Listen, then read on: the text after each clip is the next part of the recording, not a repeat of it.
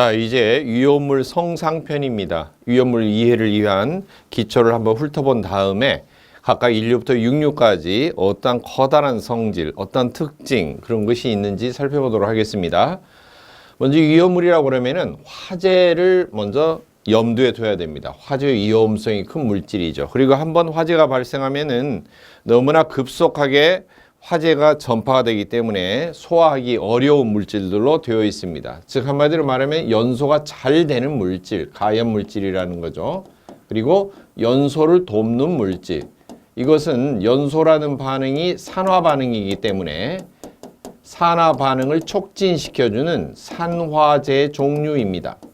물론 화학적으로 말하면 산화제나 가연물질이 여러 가지 종류가 있을 거예요. 또 상태로 봐도 고체가 있고 액체, 기체가 있을 텐데 위험물로 법에서 규정을 한 것은 반드시 고체나 액체 상태여야 됩니다. 상온에서. 그리고 기체인 상태는 고학가스법에서 별도로 다루고 있기 때문에 위험물법에 적용을 받지 않습니다. 자, 1류부터 6류까지로 이렇게 상태에 또 성질에 따라서 위험물을 종류를 구분해 놨는데요. 1류는 산화제입니다. 6류도 산화제입니다. 2류부터 5류까지는 가연성 물질입니다. 탈 수 있는 물질이라는 거죠. 그래서 탈 수 있는 물질을 마치 공기가 둘러싸고 있는 것처럼 위아래로 이렇게 배열이 되어 있고요. 그리고 1, 2, 3류는 위쪽은 대부분 고체 종류가 대부분입니다. 그 다음에 4, 5, 6류는 액체 종류가 대부분입니다. 물론 4류하고 6류는 예외가 없이 액체이지만 5류 중에는 결정 상태로 즉 고체 형태로 되어 있는 것들도 있습니다. 폭약이기 때문에 우리가 생각할 때 폭약은 액체로 된 폭약도 있지만 고체, 다이너마이트처럼 이렇게 고체로 된 폭약도 있겠죠. 자, 그리고 1, 2, 3류도 마찬가지입니다. 대부분 고체이지만 1류와 2류는 다 고체입니다. 그러나 3류 중에는 일부 액체가 섞여 있습니다. 일부 액체 상태죠, 상온에서. 그렇다 해서 물처럼 맑은 액체가 아니라 약간 점도가 있는 그런 상태의 액체라고 보시면 되겠습니다. 자, 물질 상태를 어떻게 염두에 두면 좋은가? 강한 산성을 지닌 소금, 소금은 한자로 하면 염이죠. 염류, 소금 종류. 그리고 금속 과산화물, 금속이 일반적으로 산소와 결합하면은 보통으로 결합하면 금속이 산화되었다, 녹슬었다 그렇게 표현하는데 그 녹슨 정도보다 더 과하게 산소가 많이 결합되어서 비정상적으로 결합된 거죠. 그런 것은 전부 1류로 구분하고 있습니다. 자, 그러면 2류는 어떤 종류가 많은가? 성냥을 만들 수 있는 재료, 그리고 이 성냥불을 붙여서 폭죽놀이를 할 수 있는 재료들입니다. 실제적으로. 자, 그 다음에 3류입니다. 3류는 1, 2, 3 가운데서 1류, 2류 넘어오다 보면 3류는 가장 어떻게 보면 자연발의 위험이 크고 공중에 노출이 되면 더더욱이나 안 되는 그런 종류로 구분이 되어 있고, 또 화재가 났을 때 물을 뿌리면 오히려 그냥 단순하게 퍼지는 정도가 아니라 폭발적으로 연소가 되면서 가연성 가스가 발생하는 그런 종류의 물질들입니다. 대표적으로 예전에 어르신들 보면 낚시터에 또는 야간에 포장마트에 이렇게 밤에 전기가 공급이 잘 되기 전에 이 회색 덩어리처럼 된 것에 물을 부어서 조그만 등불을 켰던 것을 기억하실 겁니다. 즉 카바이트라고 하는 것에 물을 부으면 아세틸렌이라는 가스가 나오는데요. 그런 종류들입니다. 물을 접촉하면은 가연성 가스가 폭발적으로 발생하면서 발열, 열이 나면서 폭발할 수 있는 그런 물질들입니다. 4류는 모두 기름 종류입니다.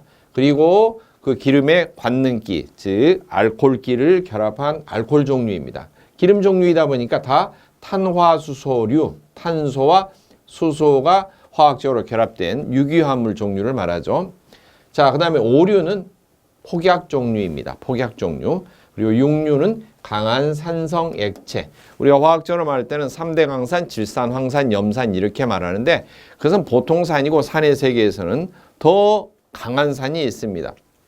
우리나라 사람이 한라산, 백두산 하면은 백두산이 제일 높지만 전 세계적으로 산 높이로 보면 더 높은 산이 있잖아요. 그렇듯이 산성 액체 가운데서도 황산, 질산, 염산 가운데 3대 강산 중에 질산만 포함되어 있고 황산이나 염산은 포함이 되어 있지 않고 염산 계열 중에서도 강력한, 염산보다 더 강력한 산이 있죠. 그게 이제 과염소산인데 이런 것이 바로 육류에 포함되어 있고, 그다음에 과산화수소산.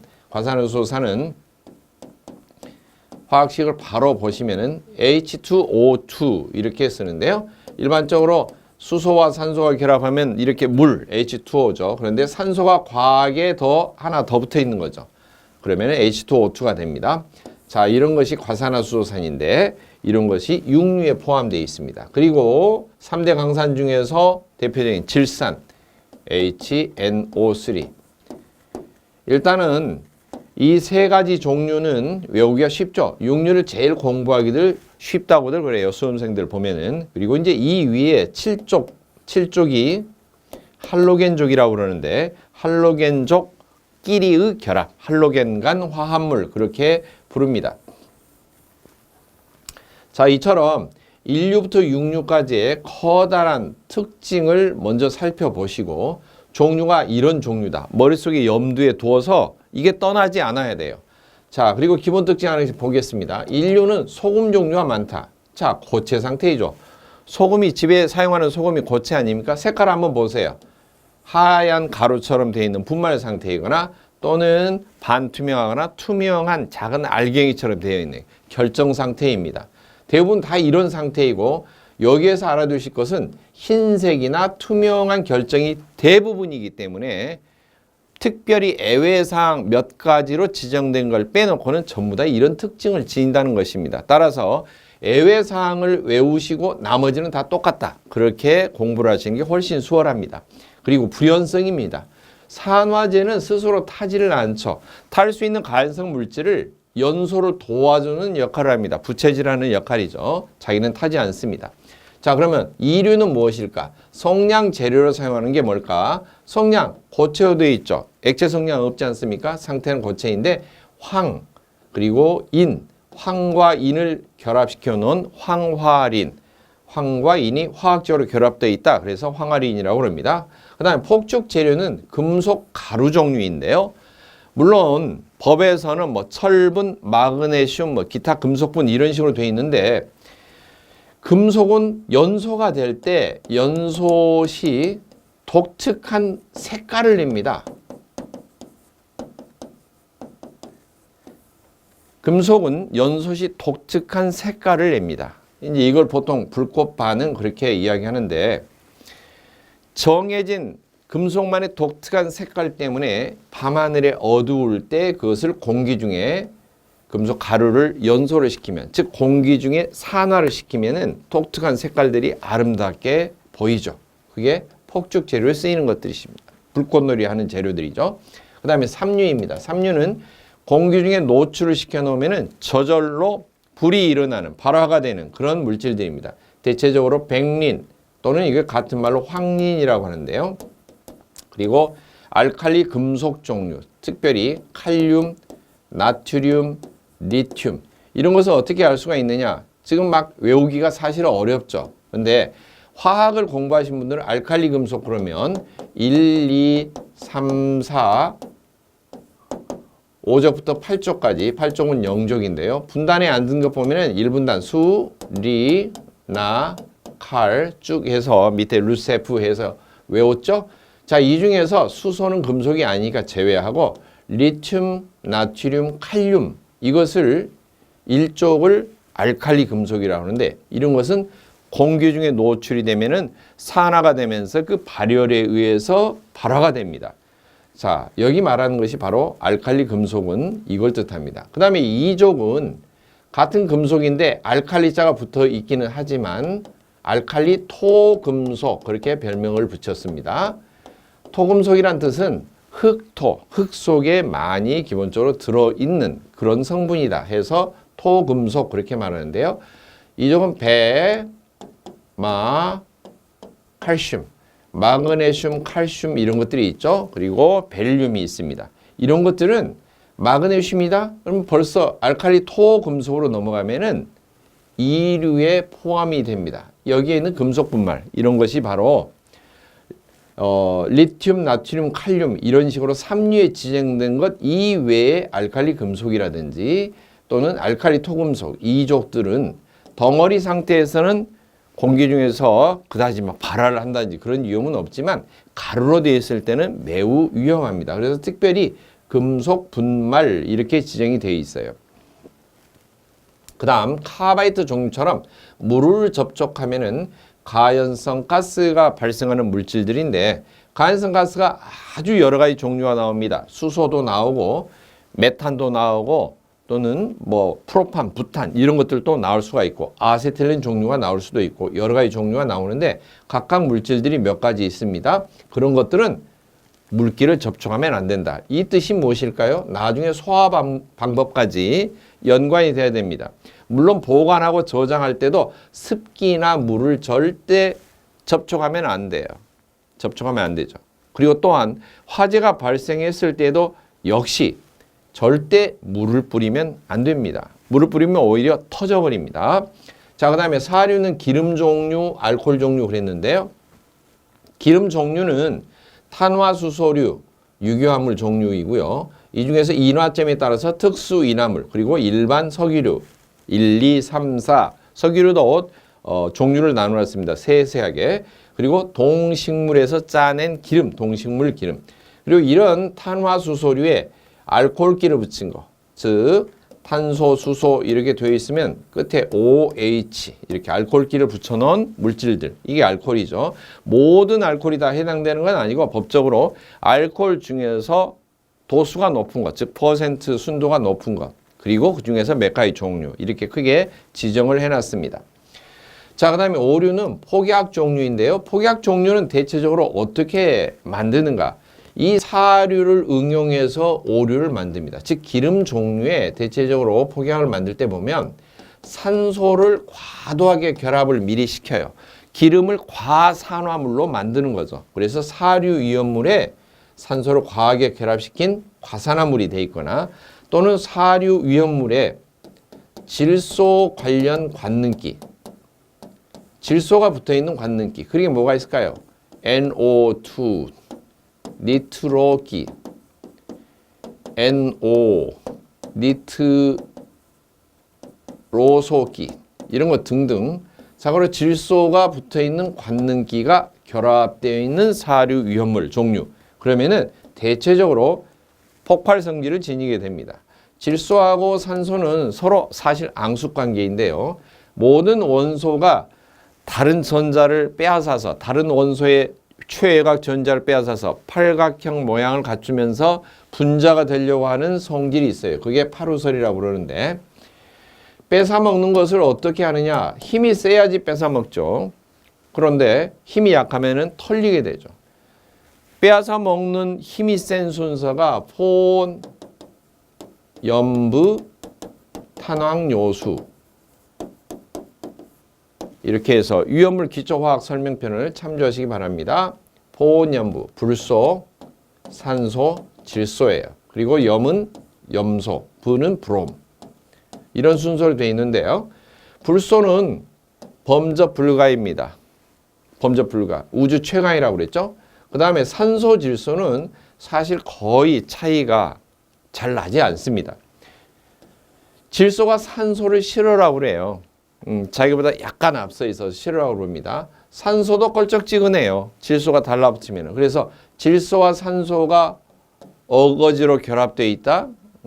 원만한 화학적인 결합은 일어나지 않습니다. 사실. 그래서 질소가 산소가 합해져도 질소가 산화된다 그렇게 이야기하는데, 질소가 산화될 때는 열을 발열, 정상적으로 연소가 되는 그런 반응이 아니라 열을 빨아들이는 흡열 반응을 합니다. 그래서 질소는 산화가 잘 되지 않아서 가연 물질 자체는 아닙니다, 사실. 그러나 어거지로 합해 놓으면은 속으로 부글부글 끓는 상태가 돼요. 누구 하나가 옆에서 건들면 폭발해버리는 성질을 지닙니다. 그래서 질소 관련 관능기는 대체적으로 그 어떤 물질에 결합이 되어 있으면은 폭발 성질을 지니게 된다. 굳이 사료 위험물이 아니더라도 인류 중에서 질소 관련 원자단이 붙어 있어요. 즉 질산기라고 하는 게 붙어 있다거나, 또는 NH4 암모늄기인데 여기에 또 NO3 질산기가 붙어 있어요. 그러면은 질소 관련 원자단 이런 것들이 막 붙어 있는 거죠. 질산 암모늄 이런 것은 그냥 소금 종류임에도 불구하고 충격을 주면은 분해하면서 폭발합니다. 폭약도 아닌데. 그래서 바로 질소 관련 관능기나 원자단이 붙어 있으면 기본적으로 폭발적인 성능을 지닌다. 이거 하나도 암기하시면 문제를 푸는데 많은 도움이 됩니다. 그리고 육류는 설명드린 대로 이 세 종류이기 때문에, 그리고 뒤에 이제 7족간의 결합물질. 이건 별도로 종류만 외우시면 되고요. 종류만 외우시면 되기 때문에 일단 세 개를 먼저 외우시면 되겠습니다. 법적으로 물질 종류를 사실 구분하고 먼저 상태에 따라서 고체냐 액체냐에 따라서 1, 2, 3 나누고 4, 5, 6 이렇게 해서 나눴고요. 그 다음에 성질에 따라서 다시 구분을 했어요. 가운데 쪽으로 가연성, 바깥쪽으로 산화성. 그리고 간성 종류에서도 이류는 그냥 일반 고체인데 그냥 일반적으로 타는 것, 단지 빠른 속도로 타는 것.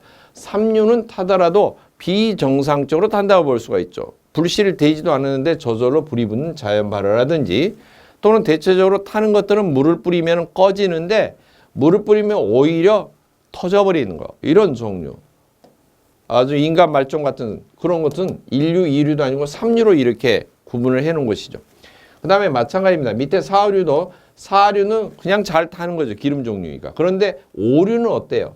타는 것을 넘어서서 폭약 종류이기 때문에 거의 터진다고 봐야죠. 연소 속도가 정상적인 연소 속도를 넘어서 폭발하는 것이죠.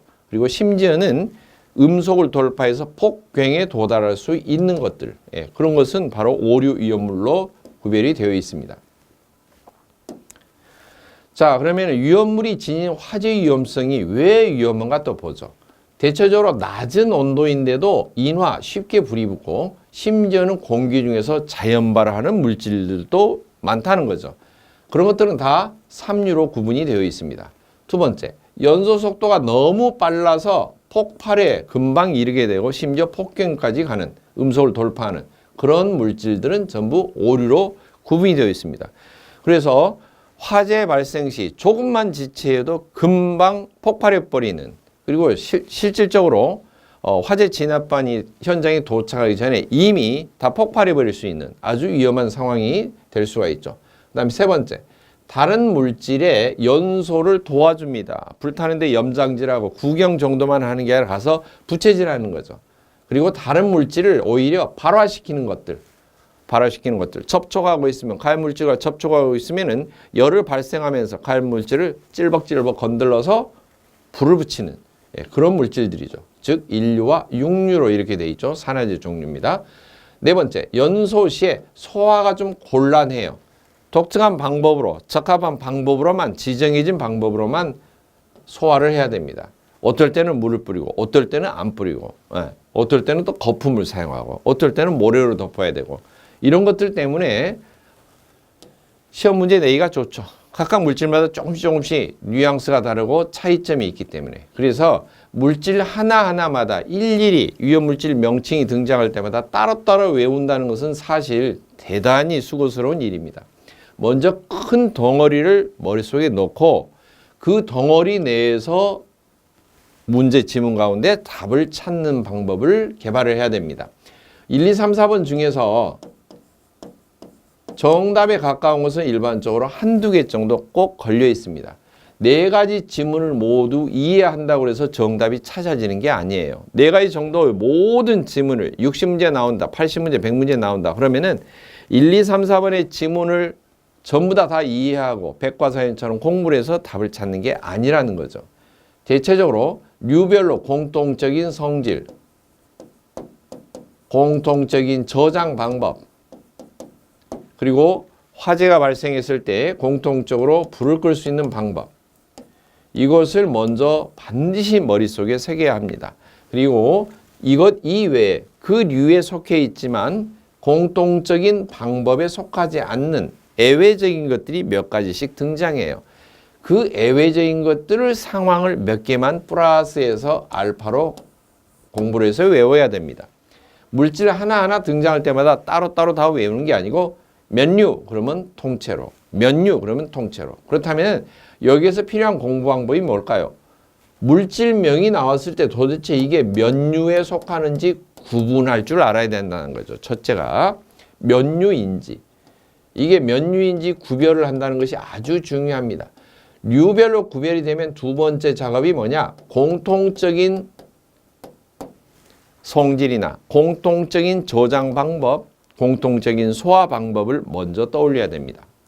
그리고 공통적인 것이 보기 지문에 1, 2, 3, 4가 해당되는 게 없다. 그러면은 다음 떠올리는 것이 애외 사항에 해당되는 물질인지, 이렇게 하나, 둘, 셋 구별한다, 공통을 떠올린다, 그리고 애외 사항인지 아닌지 확인한다.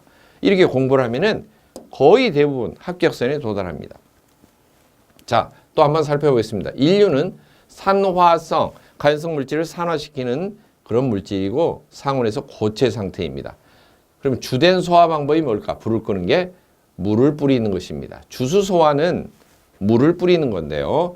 물을 주입한다 이겁니다. 냉각 소화죠. 단, 이걸 이제 혼동하신 분들이 있어요. 안 탄다는데 왜 소화라는 말을 쓰느냐? 인류는 타지 않는 거예요. 엄밀히 말하면. 불연성이고요. 육류도 불연성이죠. 자기 스스로는 안 타고 불나는데 부채질하는, 염장 지르는 그런 물질이에요. 그런데도 소화라는 표현이 있었네요. 소화라는 표현 이외에는 사실 적합한 게 없어요. 인류와 다른 가연 물질이 혼합되어 있고 혼재되어 있는 상태에서 화재가 발생했어요. 물론 타는 것은 가연 물질이 타고 있습니다. 하지만 이 가연 물질이 타도록 염장 지르는 인류만 좀 잠잠하다면, 인류만 염장을 안 지르고 있다면 화재가 금방 진압이 될 거예요. 인류가 옆에서 깝죽깝죽 못하도록 물을 뿌려준다는 거죠. 그러면은 인류 위험물이 염장을 못 질릅니다. 산화제 역할을 하기가 어려운 상태가 됩니다. 자, 이처럼 대부분 물을 뿌려서 하는데 단 무기과산화물 무수크롬산은 건조사, 주로 모래나 돌가루, 팽창질석, 팽창진주함, 탄산수소 염류의 분말 이런 것을 사용한다 그렇게 되어 있는데, 무기과산화물이 뭘까? 금속과산화물이에요. 금속과산화물.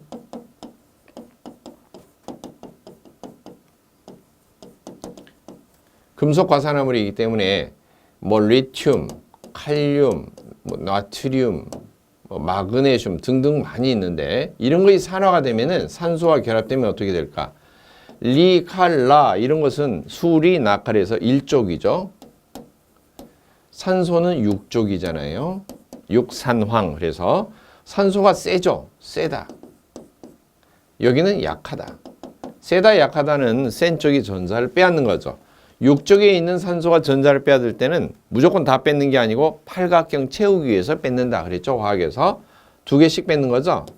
전자 2개를 빼앗아서 마이너스 2의 전기성질을 띄우기 쉽습니다. 그런데 1쪽은 최외곽에 전자가 1개 있습니다. 1개. 따라서 1개를 뺏기면 그만이에요. 자기는.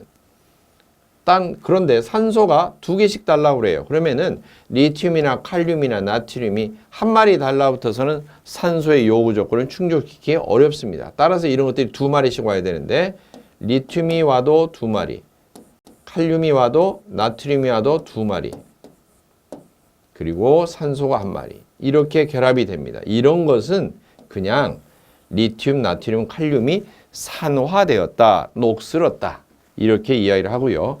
여기에 더 산소가 과하게 붙으면 과산화물이 됩니다. 즉 끝에가 투 이렇게 붙는 거죠. 그러면은 과산화 리튬, 과산화 나트륨, 과산화 칼륨 이렇게 명칭을 부릅니다. 자, 무기과산화물은 끝에 금속이 나오고 이게 1개든 2개든 개수가 쓰여져 있고요. 그리고 반드시 O2 끝에가 이렇게 O2가 나오는데요. 대체적으로 위험을 공부할 때 끝부분에 무슨 O2 이렇게 붙어 있으면 과산화 이런 명칭으로 된다는 것을 기억하시면 좋겠습니다. 예를 들면 육류 위험물 중에서도 과산화 수소가 있어요. 과산화 그러니까 뒤에 O2가 붙죠. 수소니까 H2O2 이렇게 해서 분자식이 H2O2가 되는데, 이처럼 과산화 그러면 대체적으로 뒤에 O2 이렇게 붙어 있습니다. 자, 그 다음에 이류위험물입니다. 이류위험물은 가연성 고체 또는 인화성 고체 이렇게 규정이 되어 있는데요. 성냥 재료를 만들거나 그 성냥본을 붙여서 폭죽놀이하는 폭죽을 만들 수 있는 재료가 대부분이다. 그렇게 설명을 드렸습니다. 가연성 고체는 그처럼 황이나 인이나 황과 인이 결합된 황화린 이런 것이 있고요. 또 금속이 가루로 된 상태, 금속 가루, 금속 분 이런 종류이고 거기에 하나 추가된 것은 뭐냐? 인화성 고체인데 상온에서 그냥 보관할 때는 그냥 고체 덩어리입니다. 그런데 조금 열을 가하면 녹아내려요. 녹아내려서 증기가 발생해요. 증기가 발생한 곳에 불씨가 당겨져서 끌어당겨져서 불이 붙는데 인화라는 말을 쓰는 것들은 대부분 액체 상태를 말합니다. 가령 사료가 기름 종류인데 인화성 액체 그렇게 말하죠. 그처럼 액체로 되어 있는데 액체가 증발하면서 가연성 증기가 공기 중으로 나오는데 불씨가 있을 때 그 불씨를 당겨서 불이 붙는 거 가연성 증기에 그런 것을 인화라고 합니다. 따라서 인화성 고체 그러면은 고체가 그처럼 액체처럼 성질을 지녔다는 건데 유출을 해보면 뭘까요? 열을 가하면 녹아내리는 것입니다. 녹아내리는 것. 자, 그리고 어떻게 불을 끄느냐? 대부분 주수소화입니다. 대부분 주수소화인데 물을 뿌리지 마라라고 하는 것이 예외가 있어요. 뭐냐 하면은 황화린 종류 중에서 5황화린, 7황화린.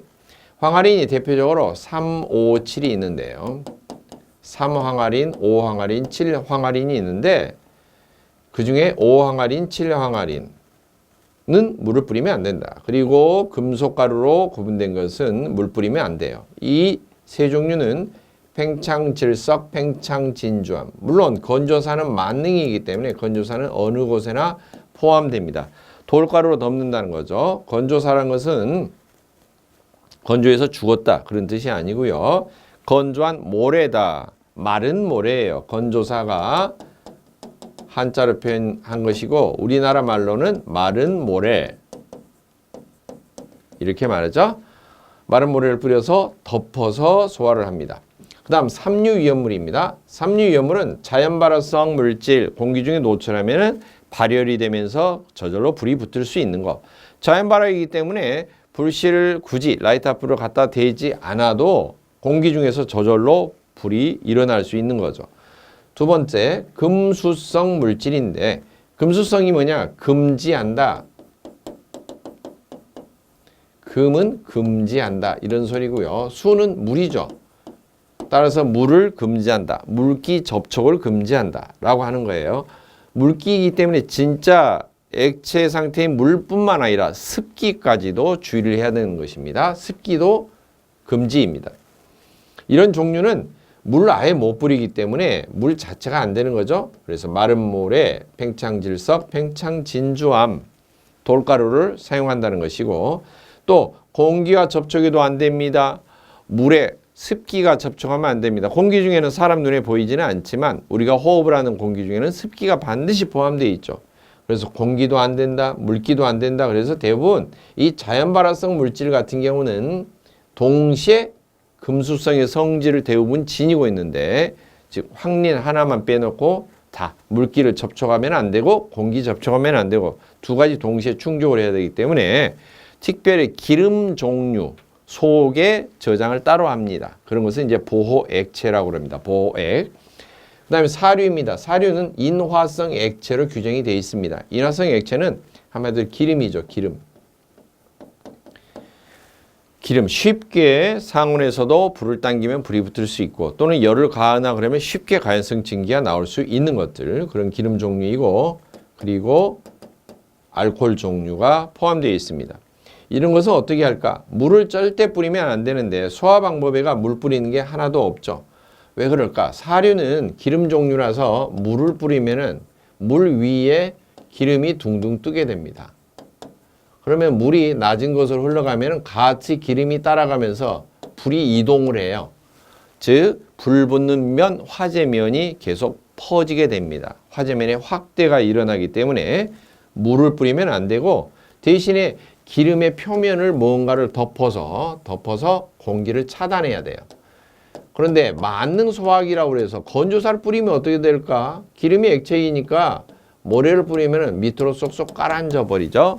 그러면 그것보다도 더 가라앉지도 않고 기름 위에 떠서 공기를 차단하면서 기름을 덮을 수 있는 게 뭘까? 거품입니다. 거품.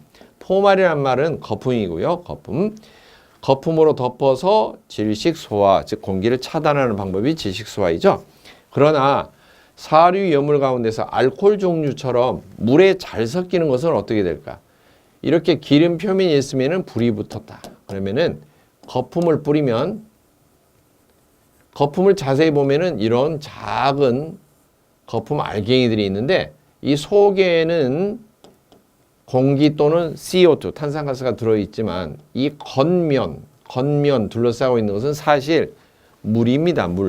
물이 이처럼 기포처럼 되는 것은 물방울이 많이 이렇게 기포, 거품처럼 일어나게 하는 약재가 섞여져 있는 거죠. 물에. 그래서 마치 하이타이 거품이 일어나듯이 그렇게 일어나 있는 상태인데, 아무튼 거품의 대부분의 주성분은 사실 약재가 약간 들어가 있고 거품을 일으키는 약재, 그리고 물입니다.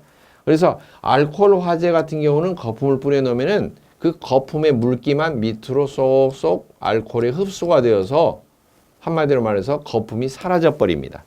이런 것을 거품이 사라지는 효과, 그래서 사라질 소자를 써서 거품포, 그래서 소포성 그렇게 말합니다. 거품이 사라지는 성질이 있는데 이런 소포성 액체 또는 물과 용해가 되는 그런 액체, 수용성 액체에서는 알코올 포말이라고 해서 특수 포말, 이런 알코올 화재에서도 뿌려도 거품이 사라지지 않는 그런 알코올 포를 사용한다.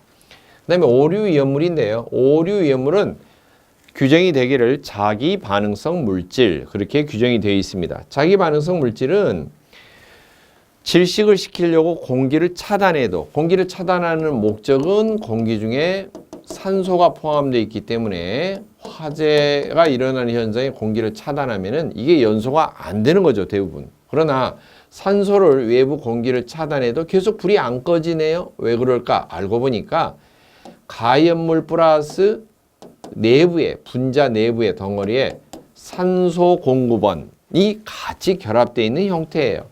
오류 위험물은 이처럼 스스로 자기 분자 내에 지닌 가연물질 성분과 산소 성분을 같이 반응하면서도 계속 연소가 지속될 수 있는 그런 물질들입니다. 그래서 자기 반응성 물질이라고 하고요. 또는 자기 연소성 물질.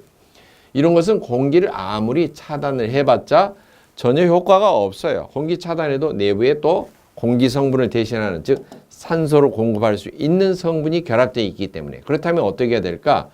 이런 연소 산화 반응 자체가 더 이상 진행되지 않도록 온도를 낮추는 것입니다. 대부분 화학 반응은 온도가 높을수록, 뜨거워질수록 점점 화학 반응이 활발하게 일어나는데요. 특히 산화 반응이 그러는데, 이 반응이 일어나지 않도록 온도를 떨어뜨려 주는 것은 바로 물을 뿌리는 것입니다.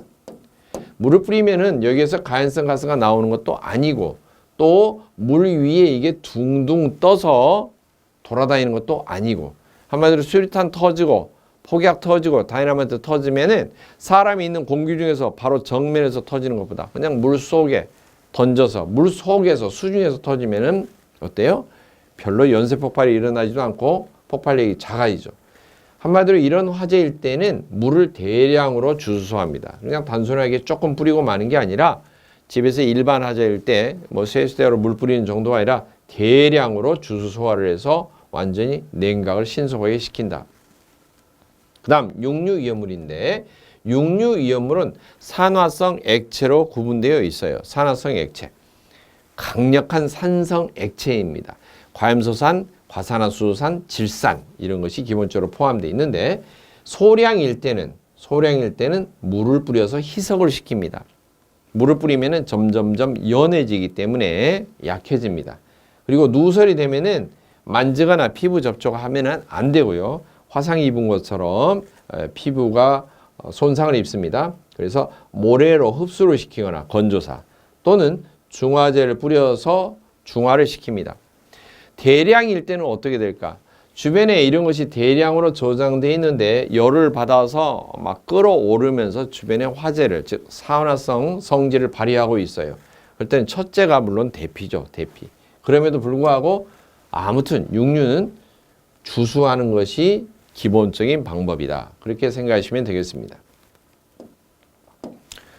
자, 위험물 지정 수량 등급이라는 용어가 나오는데요. 등급에는 두 종류가 있어요. 위험 등급, 소화 난이도 등급 이렇게 해서 등급을 구분을 합니다. 먼저 지정 수량이란 말 뜻이 무엇일까? 위험물 공부할 때 종류, 류별을 구분할 수 있는 명칭을 외우는 것이 첫 번째이지만 두 번째 꼭 중요한 게 있어요. 그러한 류별로 구별된 물질마다 얼마 이상씩 지정된 수량이 넘어가면 법적으로 규제를 받는가?